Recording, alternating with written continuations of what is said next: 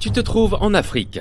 Ici, la faune et la flore sont uniques, foyer d'une grande variété de cultures et de langues. Surtout, l'Afrique abrite le plus grand désert chaud du monde, le Sahara. Il fait jour et tu as soif d'eau et d'ombre. Tu marches depuis des jours à la recherche d'une de ces précieuses oasis. Tu sens que tu es proche, mais l'horizon ne cesse de s'étendre et de se prolonger. Ton esprit est fatigué et ton corps souffre vraiment de la chaleur. C'est comme si tu avais mangé une assiette entière de piment et encore plus, à en juger par la quantité de sueur que tu transpires. Et quand je dis chaud, je veux dire 38 degrés Celsius en moyenne. Pas étonnant que cela se produise. Après tout, tu te trouves dans le désert le plus chaud du monde. Je dis désert chaud, car les plus grands paysages désertiques sont en fait des paysages froids, situés en Antarctique et en Arctique. Le désert glacé de l'Antarctique fait plus ou moins la taille d'1 million de lacs. Oui, je parle bien de l'aéroport international de Los Angeles. Le désert arctique est juste un peu plus petit que ça. Au cas où tu ne le saurais pas, le désert du Sahara est situé en Afrique du Nord et s'étend de l'océan Atlantique jusqu'à la mer Rouge. Il occupe une superficie suffisante pour placer environ 100 000 parcs à thème de Disney World côte à côte. Selon les scientifiques, ces frontières sont en train de s'étendre. Les déserts se forment généralement dans les régions subtropicales, en raison de ce que l'on appelle la circulation de Hadley. L'air monte à l'équateur et descend dans les régions subtropicales. Cette circulation d'air a un effet asséchant qui favorise la formation de paysages désertiques.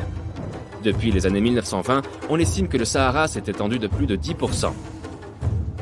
Comment cela se produit-il ? Eh bien, commençons par le début. Tu sais probablement que le désert du Sahara est l'un des endroits les plus inhospitaliers du monde de nos jours. Pour info, pour qu'un endroit soit considéré comme un désert, il doit recevoir moins de 10 cm de pluie par an. En raison de ce très faible indice de précipitation, les déserts sont traditionnellement des endroits secs et arides. Il y a peu d'humidité dans l'air et les températures diurnes peuvent atteindre 54 degrés Celsius. En général, il n'y a pas beaucoup de vie animale et végétale à cause du manque d'eau. Mais dans le cas du Sahara, cela n'a pas toujours été le cas. Il peut être difficile d'imaginer l'Afrique du Nord sans les tonnes de sable qu'elle possède aujourd'hui. Mais il y a environ 20 000 ans, le Sahara était en fait une grande oasis.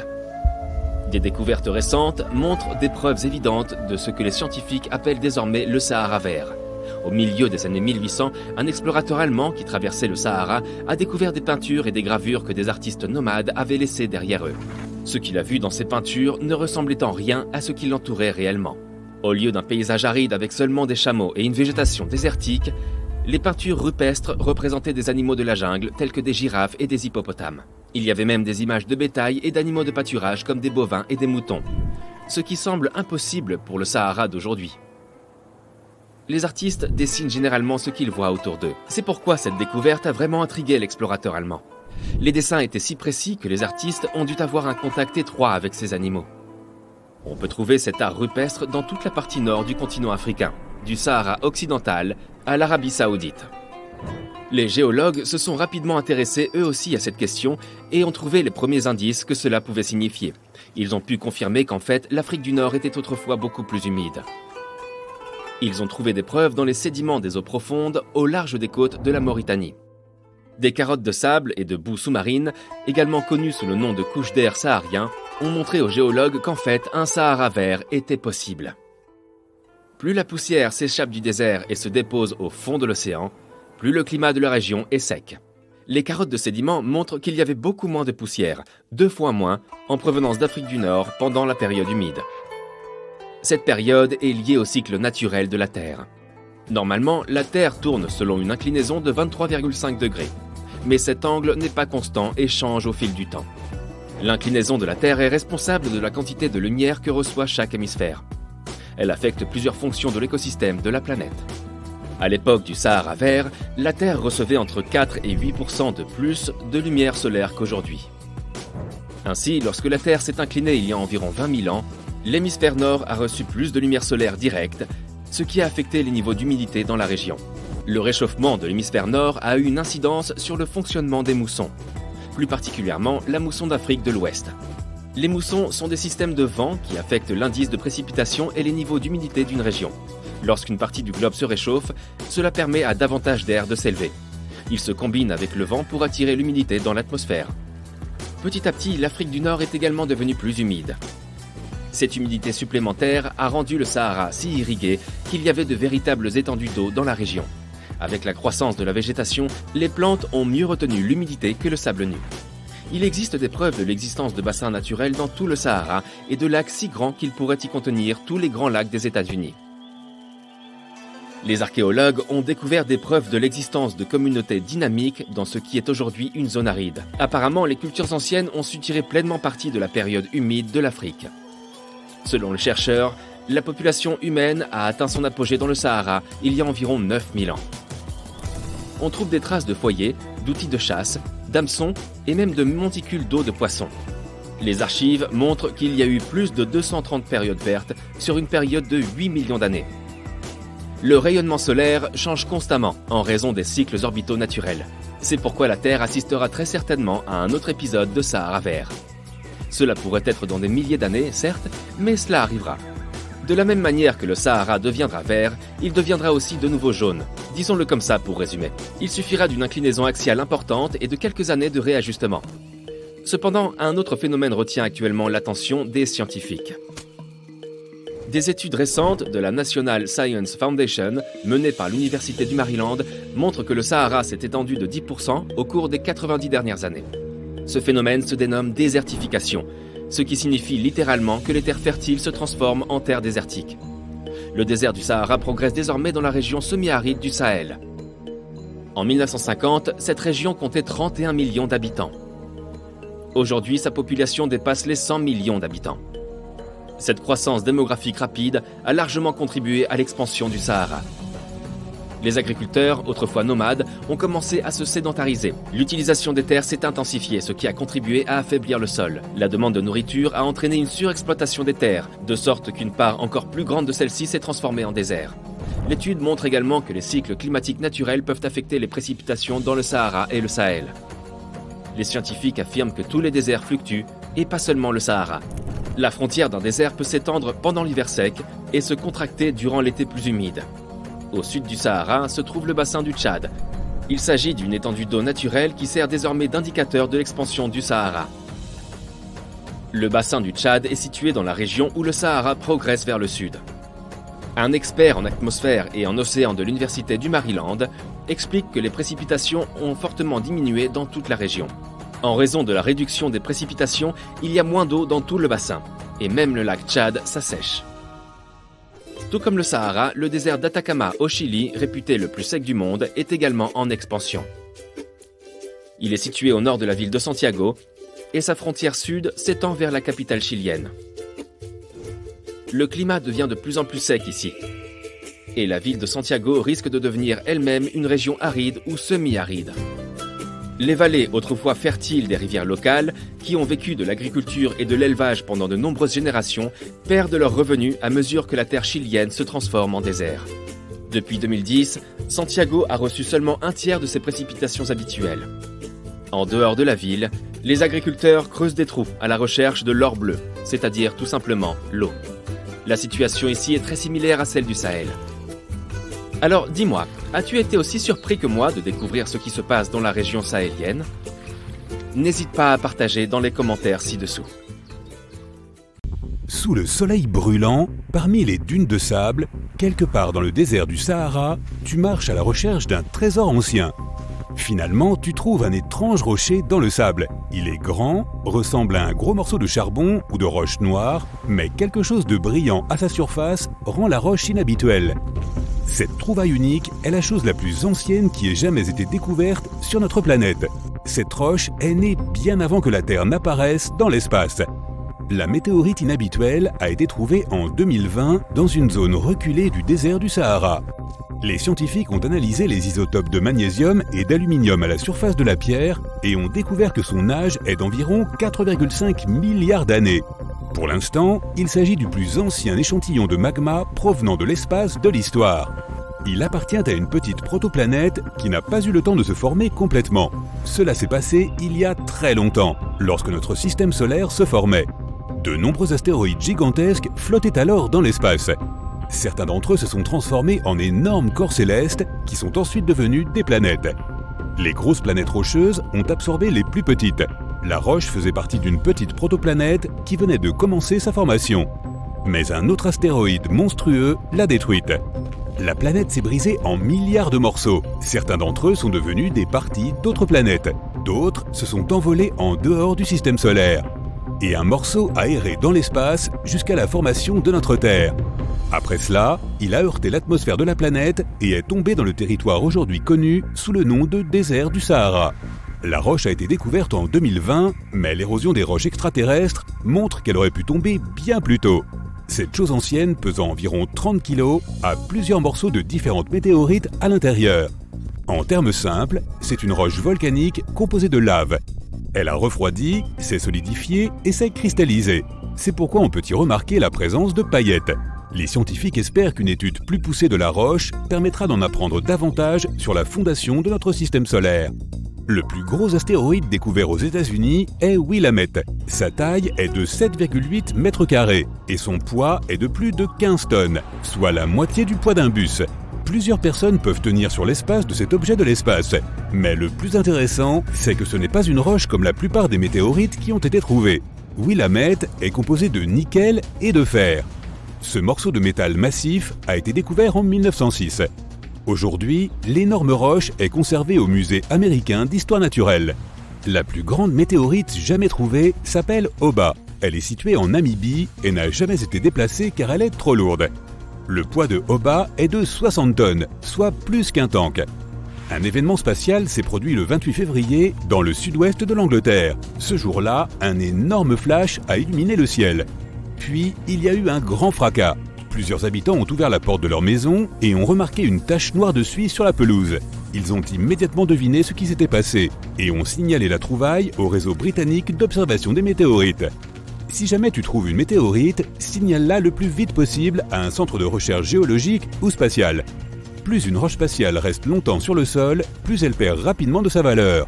La pluie, la poussière, la neige, le vent, le soleil, tous ces facteurs endommagent la surface de la météorite, ce qui rend ensuite difficile l'étude de l'objet céleste. La météorite trouvée en Angleterre ressemble à du charbon, mais elle est beaucoup plus tendre et plus fragile. Elle contenait très probablement de l'eau gelée. La roche fait partie d'un énorme astéroïde qui a traversé l'espace lorsque notre système solaire n'était pas encore complètement formé.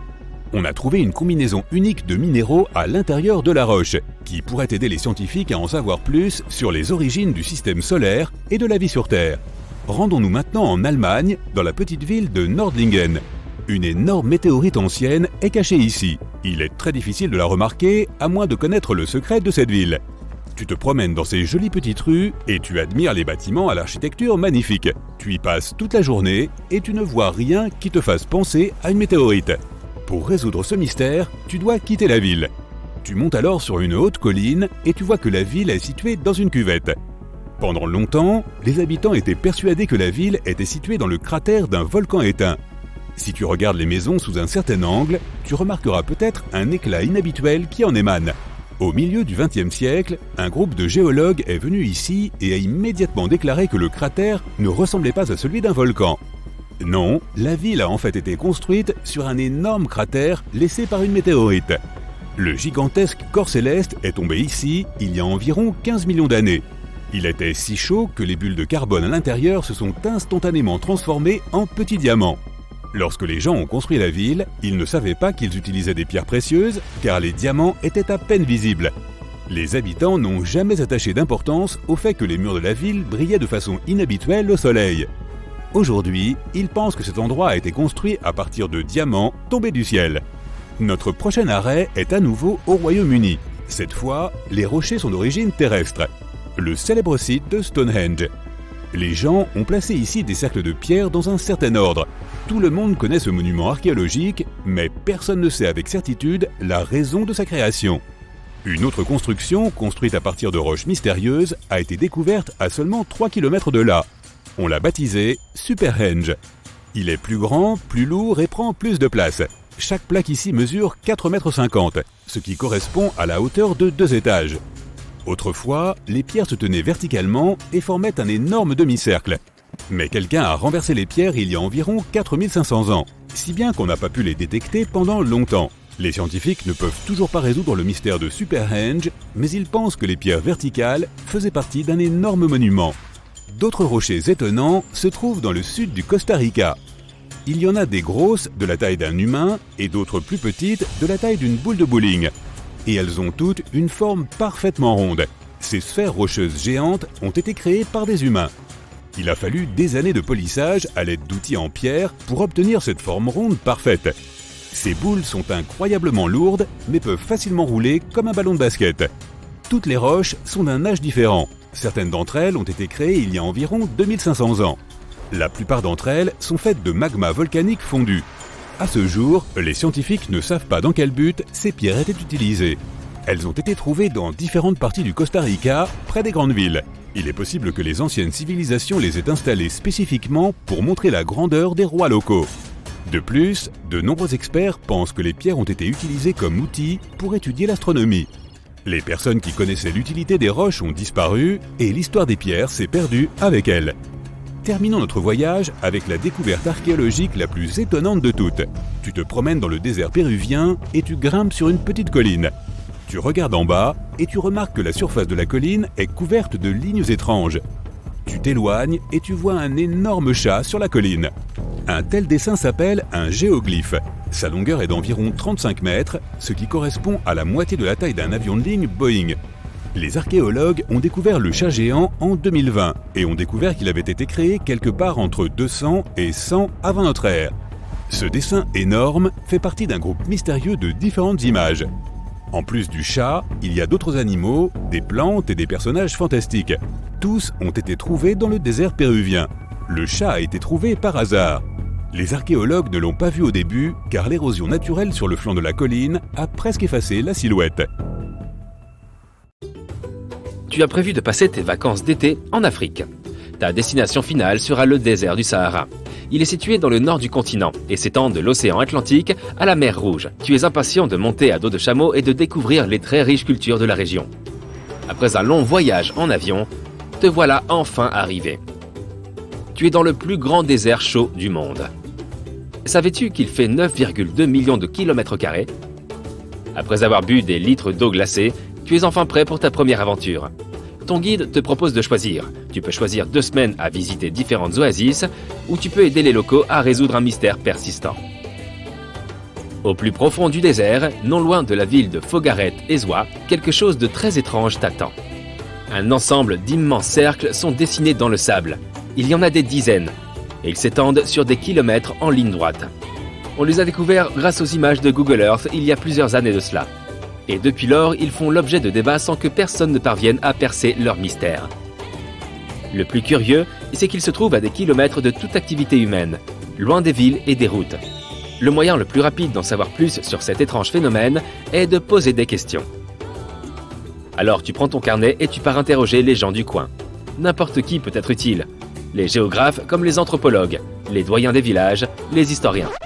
La première personne à qui tu parles est un cartographe.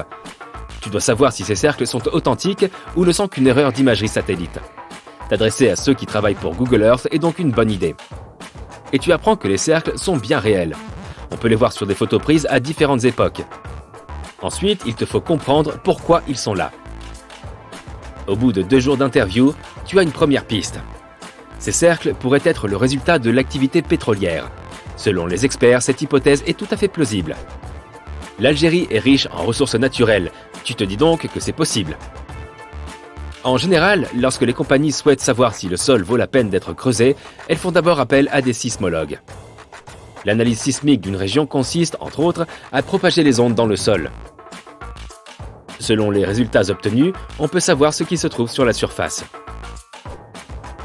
Il est donc possible que ces marques aient été causées par des appareils modernes. Avons-nous là une réponse à notre mystère ? Pas tout à fait. Comme tu le sais, le désert du Sahara est l'une des zones les plus sèches de la planète. Les températures moyennes en été y dépassent les 40 degrés Celsius. Pour survivre, les habitants doivent par conséquent avoir accès à de l'eau. Ces cercles pourraient donc tout aussi bien être ce qu'ils restent depuis très anciens. Encore une fois, je dirais que c'est assez plausible. Et si on vérifiait tout ça ? Certains anthropologues ont convenu que ces cercles pourraient être d'anciennes Fogaras. La Foggara d'Afrique du Nord est une méthode de captation d'eau vieille de 2500 ans. C'est un type de kana, une galerie souterraine spécifique à cette région septentrionale. Les habitants creusaient d'abord un premier puits suffisamment profond pour accéder aux nappes souterraines. Ensuite, ils creusaient des puits parallèles à des distances régulières. Puis, ils creusaient une galerie pour relier leur village au puits. Grâce à la seule gravité, l'eau s'écoulait du puits vers la ville. Cette technologie traditionnelle fournissait de l'eau aux cultures, au bétail et aux humains. Ce sont vraisemblablement ces puits qui ont rendu possible la création d'oasis artificielles. Le nom même de la municipalité la plus proche en est une indication. Foggaret Ezwa provient sans doute des Foggara, ces anciens puits. Te voilà donc sur une très bonne piste. Tu décides de t'y rendre pour en juger par toi-même. Tu montes dans un car, tu t'assieds et tu profites du voyage. Le nord de l'Algérie regorge de villages très anciens. Tu aperçois même des vestiges de puits pendant ton trajet, juste à la périphérie des villages. En consultant les images satellites de Google, tu te dis que ces marques sont très certainement dues au kana, une série de trous creusés sur plusieurs kilomètres. Mais dès ton arrivée, tu te rends compte que tu te trompes. Dale Lightfoot, l'un des plus grands spécialistes des kanas de la planète, a déclaré que ces cercles n'étaient absolument pas des Foggara. Même les images satellites le confirment. Oh oh, nous étions pourtant si proches! Apparemment, les kanas et les Foggara n'étaient pas creusés en ligne droite. Et ils n'avaient en aucun cas la forme de cercle. Le fait qu'aucune ville ne semble reliée à ces marques est un indice de plus. Ces cercles étaient vraiment très éloignés de toute activité humaine. Et les kanas servaient exclusivement à approvisionner les villages. C'était quand même bien tenté. Tu es sur le point d'abandonner tes recherches, mais tu décides de faire une toute dernière excursion. Les préparatifs prennent plusieurs jours. Véhicules tout-terrain, nourriture, équipement. Tout cela pour enfin percer le système des cercles du Sahara. Le premier jour, tu parcours plus de 160 km dans le désert. Cette partie du monde a toujours titillé ta curiosité. Les dunes dorées sont impressionnantes. Et le ciel nocturne est extraordinaire. Tu peux admirer toute la Voie lactée de là où tu es. Tu t'installes et tu passes toute la nuit sous la voûte étoilée. Le lendemain, la tension est palpable. Il n'y a pas de réseau cellulaire. Que faire? Par chance, tu as eu le temps de noter les coordonnées des cercles sur ta carte Google. Et par surprise, tu peux tout consulter sans connexion. Tu suis les coordonnées, mais tu te perds. Tu commences à être nerveux.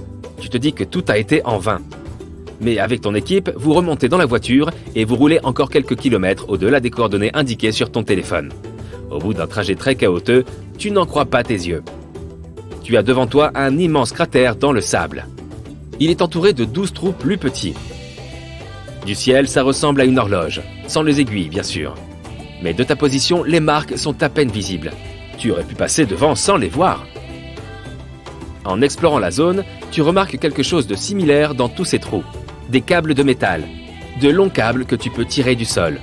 Comme ils sont profondément enterrés, tu commences à creuser, et quelque chose commence à apparaître. Oh oh, on dirait de la dynamite. En voilà une surprise. Mieux vaut arrêter de creuser et éviter un accident. Tu es satisfait de ce que tu as découvert, mais toujours curieux. Que fait là toute cette dynamite? D'où provient-elle? Ton aventure est sur le point de prendre un tour nouveau. En marchant vers ta voiture, tu vois quelque chose qui brille par terre. Tu t'approches de l'objet avec curiosité. Il est arrondi, tout rouillé et ressemble à une boîte de sardines. Qu'est-ce que ça fait ici? Il s'agit d'un nouvel indice sur le mystère des cercles. À tout hasard, tu le ramasses et l'emportes avec toi. De retour en ville, les différentes pièces du puzzle commencent à t'apporter des réponses. Tu montres tes photos et la boîte de sardines à des experts locaux. Ils analysent tout ce matériel et te livrent un verdict étonnant. Il s'avère que tu étais sur la bonne piste dès ta première hypothèse. Mais que s'est-il donc passé? Pourquoi était-il nécessaire de continuer à creuser? Eh bien, parce que cette hypothèse n'était qu'à moitié correcte. Les cercles du Sahara n'ont rien à voir avec la prospection sismique. À l'époque de leur formation, cette technologie n'existait même pas. Mais ils sont assurément liés à l'exploration pétrolière. On remplissait autrefois la terre de dynamite pour trouver de l'or noir. Ce sont les entreprises de prospection des ressources souterraines qui sont à l'origine de ces cercles. Et les boîtes de sardines? Ce sont les ouvriers chargés des travaux qui les ont laissées là. Il fallait bien qu'ils mangent, n'est-ce pas? En analysant la conserve, on a constaté que toute cette histoire remonte aux années 50 et 60. Les cercles ne sont donc pas si anciens que ça. Ils sont même plutôt modernes. Eh bien voilà. J'espère que tu t'es amusé à nous suivre dans la résolution de ce mystère. Et on se retrouve très bientôt pour une nouvelle aventure.